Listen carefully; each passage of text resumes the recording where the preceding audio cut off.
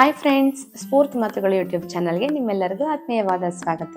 ಸ್ನೇಹಿತರೆ, ಮುಖದ ಸೌಂದರ್ಯ ಚೆನ್ನಾಗಿರಬೇಕು ಅಂತ ಯಾರಿಗೆಲ್ಲ ಆಸೆ ಇರಲ್ಲ ಹೇಳಿ? ಎಲ್ಲರಿಗೂ ಆಸೆ ಇರುತ್ತೆ. ಆದರೆ ಈಗಿನ ಸ್ಟ್ರೆಸ್ ಲೈಫು ಅಥವಾ ಪೊಲ್ಯೂಷನ್ನು ಅಥವಾ ನಮ್ಮ ಆಹಾರ ಪದ್ಧತಿ ಪ್ರತಿಯೊಂದೂ ನಮ್ಮ ಚರ್ಮದ ಕಾಂತಿಗೆ ಅಥವಾ ನಮ್ಮ ಚರ್ಮದ ಆರೋಗ್ಯಕ್ಕೆ ತುಂಬಾ ಎಫೆಕ್ಟ್ ಕೊಡುತ್ತೆ. ಅದಕ್ಕೋಸ್ಕರನೇ ನಾವು ತುಂಬ ಟೈಮ್ ಕೊಟ್ಟು ಅದಕ್ಕೆ ಟ್ರೀಟ್ಮೆಂಟ್ ಎಲ್ಲ ಕೊಟ್ಕೊಳ್ತೀವಿ. ಅಥವಾ costly creams, night cream, whitening cream ಅದೆಲ್ಲ 108 ಹಚ್ಕೊಳ್ತೀವಿ. ಆದರೆ ಕೆಲವೊಂದು ಕೆಲಸ ಮಾಡುತ್ತೆ, ಕೆಲವೊಂದು ಕೆಲಸ ಮಾಡೋದಿಲ್ಲ. ಹಾಗಾಗಿ ಅದ್ರ ಬದಲಾಗಿ ನಾನು ಇವತ್ತು ಮನೆಯಲ್ಲೇ ಮಾಡಬಹುದಾದಂಥ ಸ್ನಾನದ ಪುಡಿಯನ್ನು ನಾನು ತೋರಿಸ್ತಾ ಇದ್ದೀನಿ.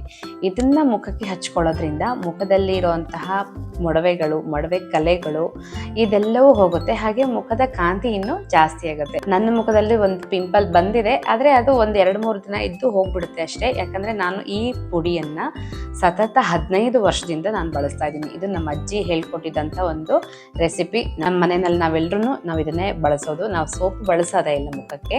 ಯಾಕೆ ಅಂದರೆ ಸೋಪ್ ಹಚ್ಚಿದ ತಕ್ಷಣ ಪಿಂಪಲ್ಸ್ ಎಲ್ಲ ತಕ್ಷಣ ಶುರುವಾಗ್ಬಿಡುತ್ತೆ. ಹಾಗಾಗಿ ನಾವು ಸೋಪ್ ಮುಖಕ್ಕೆ ಹಚ್ಚಲ್ಲ.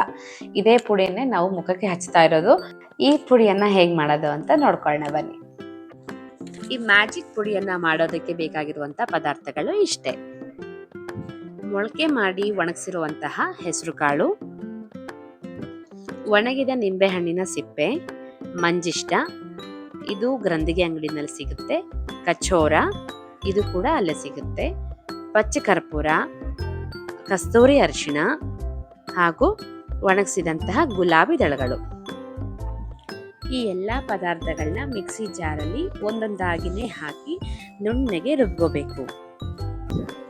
ಇಲ್ಲಿ ನಾನು ಆಪ್ಷನಲ್ ಆಗಿ ಹಾಕೊಂಡಿರುವಂಥ ಪದಾರ್ಥಗಳು: ಮೊಳಕೆ ಬಂದಿರುವಂತಹ ಕಡಲೆಕಾಳನ್ನ ಒಣಗಿಸಿ ಅದನ್ನ ಹಾಕಿದ್ದೀನಿ. ಹಾಗೆ 1-2 ಬಿಲ್ವ ಪತ್ರೆ ಎಲೆಗಳನ್ನ ಹಾಕಿದ್ದೀನಿ.